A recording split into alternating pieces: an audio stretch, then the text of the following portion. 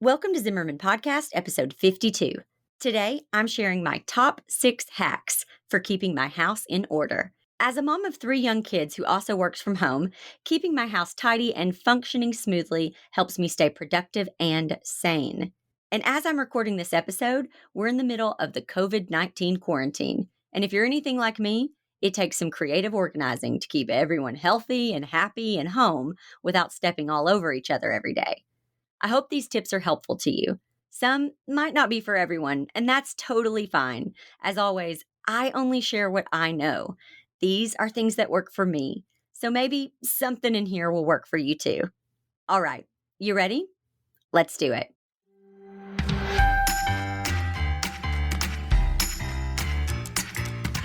Welcome to the Zimmerman Podcast with your host, CEO, wedding professional, educator, and mom, Jessica Zimmerman. In just 2 years, Jessica went from facing bankruptcy to taking home a 6-figure salary. She turned a business-saving $100,000 loan into a $1 million empire. As a creative entrepreneur, a healthy work-life balance seems just as unattainable as a 6-figure income. But Jessica Zimmerman is here to show you it's possible. With the right tools and insider tips and some hard work, your craziest dreams can become your daily routine. If you set some boundaries and commit to healthy changes, you can create a business and a life you love.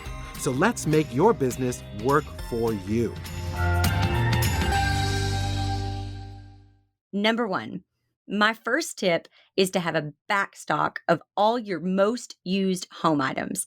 I'm talking about things like toothpaste, paper towels, toilet paper, contact solution, deodorant, things like that.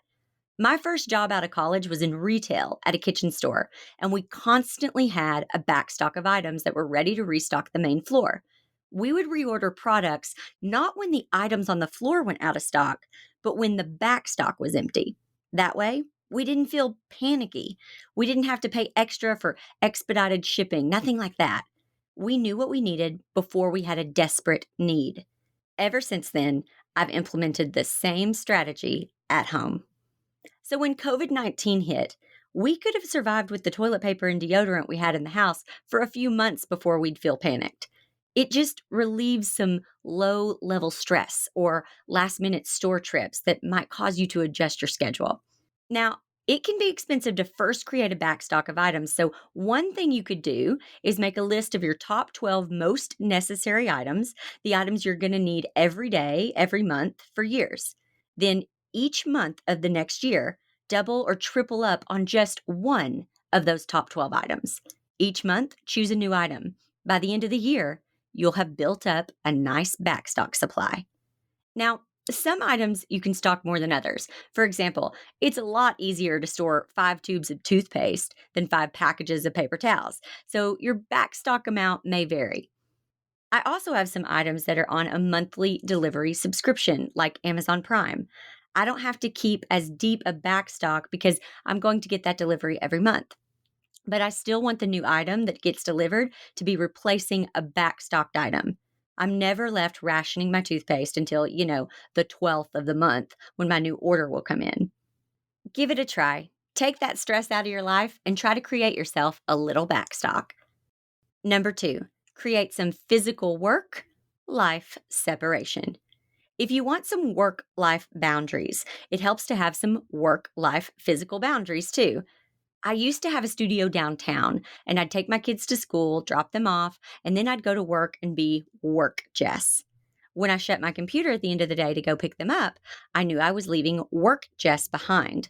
When I decided to sell the downtown studio this past fall, I knew I would need to create a workspace at home that I could leave at the end of the day. So we converted an upstairs playroom into an office for me. When I'm upstairs, I'm work Jess. When I'm downstairs, I'm mom Jess. I try not to go back and forth too much. When I leave, I shut the door, and I don't go back until the next day.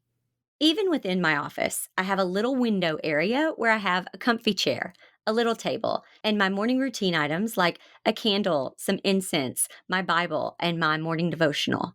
I don't do my morning quiet time ritual at the same desk where I work because I want to keep those two worlds separate. I don't want to start doing work in the middle of my morning me time. If you can, find a space in your home with a door. Let that be your office. It'll help you create some boundaries.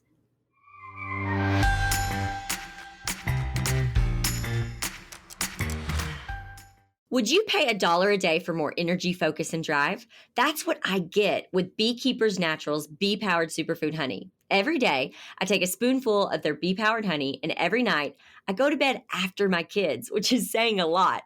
Before bee powered, I'd be totally out of energy by 4 p.m. Can anyone relate? Running a growing business while being a mom to 3 kids, including some pretty wild twin boy toddlers, it's exhausting. But with Be Powered, I feel more focused and driven than I have in a while, like maybe even before kids. You know, I wouldn't try to sell you something that I don't believe in and actually use myself, but I love my Be Powered, and now I honestly can't imagine my life without it. If you want 15% off Be Powered, go to zimmermanpodcast.com/B to get yours today. That's zimmermanpodcast.com/BEE.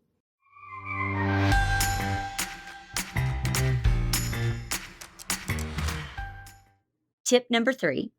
We have a toy policy, and everyone knows it. We are real sticklers about toys. We don't like having excess, so we limit the amount of toys that are in our home. That means that everything, clothes, shoes, and toys, all have places they go. When the toy bin looks like it's overflowing, we know it's time to donate some toys. Our kids know that they can't get new toys without getting rid of some old toys. So if they ever want new toys for Christmas or their birthday, they have to choose which old toys they want to pass on to someone else. We've noticed that when they have fewer toys, they play with them more. And the toys are often really functional, like balls and bikes for playing outside. And most importantly, they know the rules and the process, so they're not surprised. They know that they get new toys for birthdays and Christmas, and that getting new toys means they have to get rid of the old ones.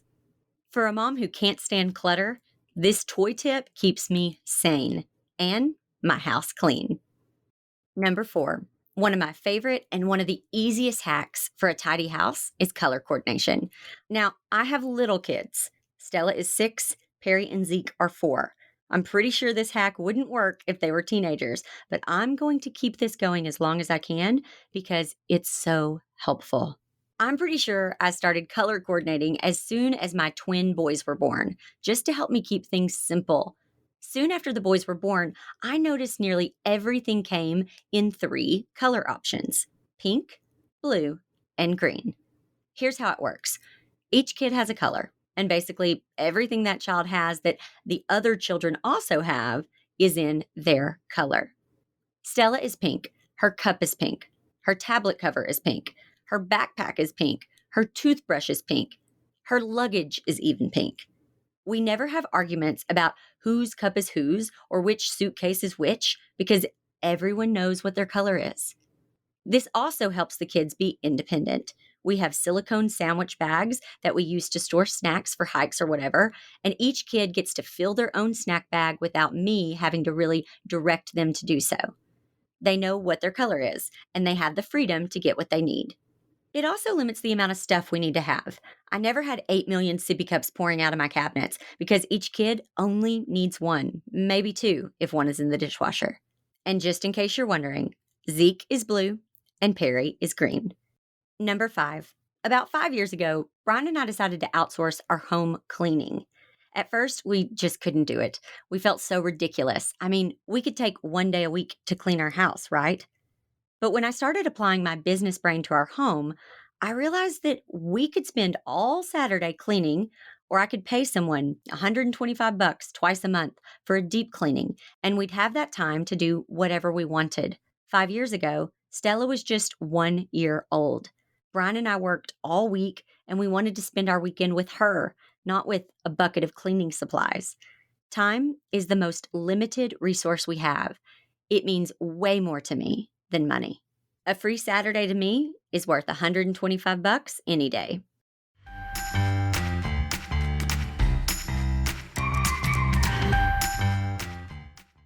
When I first started my business, I didn't have the money to pay myself. let alone pay a photographer to take pictures of my work.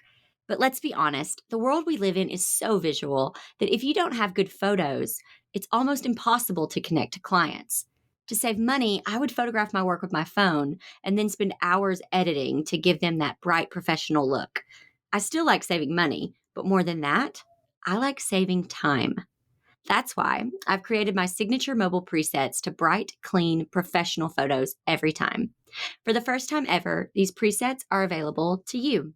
Whether you're wanting to post professional quality photos of your personal life or your work without shelling out thousands of dollars for a photo shoot, these presets are perfect for you. I use my presets all the time to spruce up pictures of me with my kids, my travel adventures, or to share what's new in my business. Go check out my Instagram account at Jessica Zimmerman _.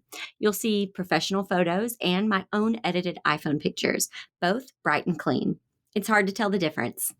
To see the presets in action, go to zimmermanpodcast.com/presets and get yours today. That's zimmermanpodcast.com/PRESETS.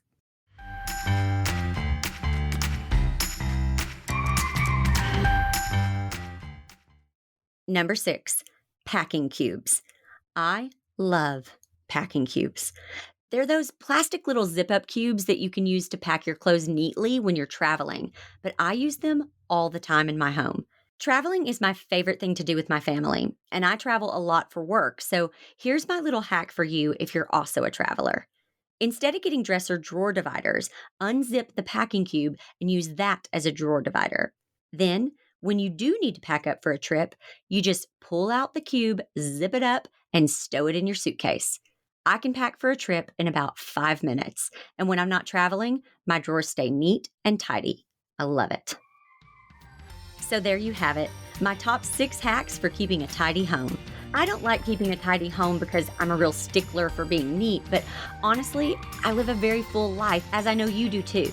At work, I'm usually juggling lots of different things, and when I'm home with my family, I like things to be simple and as stress-free as possible.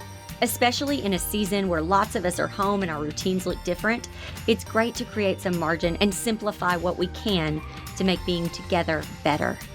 I hope you found at least one tip you're ready to implement this week, and if you do, let me know. I'd love to hear how it goes. I'll see you next time on Zimmerman Podcast. If you loved what you heard today, even if you liked it a lot, you should subscribe and leave a review. We'll see you back here next time in the Zimmerman Podcast.